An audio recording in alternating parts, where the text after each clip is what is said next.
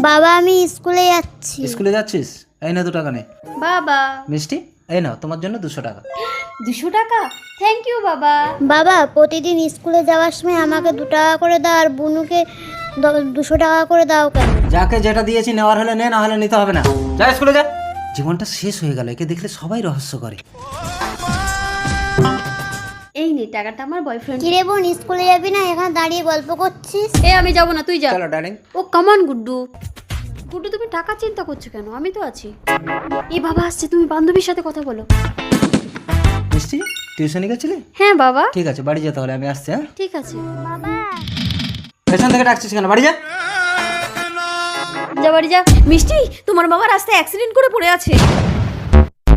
আরে ব্যাং বাবা তো। তোরা আমি ইদানিং দেখতে পাচ্ছি মেয়েদের নাচানাচির ভিডিওতে সবাই লাইক সাবস্ক্রাইব করে, কিন্তু মায়ের ভিডিওতে কেউ লাইক সাবস্ক্রাইব করে না। মায়ের জন্য ভিডিওটিতে লাইক দিয়ে চ্যানেলটিকে সাবস্ক্রাইব করে যাও আর কমেন্টে সুন্দর করে আই লাভ ইউ মা লিখে যাও। অ্যাক্সিডেন্ট করেছে, এখন গেলে চাই অনেক টাকা লাগবে, আমি যাব না। সৃষ্টি তোর বাবা রাস্তায় অ্যাক্সিডেন্ট করে পড়ে আছে। বাবা ডাক্তারবাবু স্যার আমাকে সুস্থ করার জন্য অনেক ধন্যবাদ। সে ঠিক আছে, কিন্তু আপনার ছোট মেয়ে তো আপনাকে গ্রাহ্য করেনি। আপনার এই বড় মেয়ে সময় মতো আমার ক্লিনিকে এনে এতগুলো টাকা খরচা না করলে আমি আপনাকে বাঁচাতে পারতাম না। সৃষ্টি মা তুই এত টাকা কোথায় পেলি? তুমি স্কুলে যাওয়ার সময় আমাকে প্রতিদিন 2 টাকা করে দিতে না?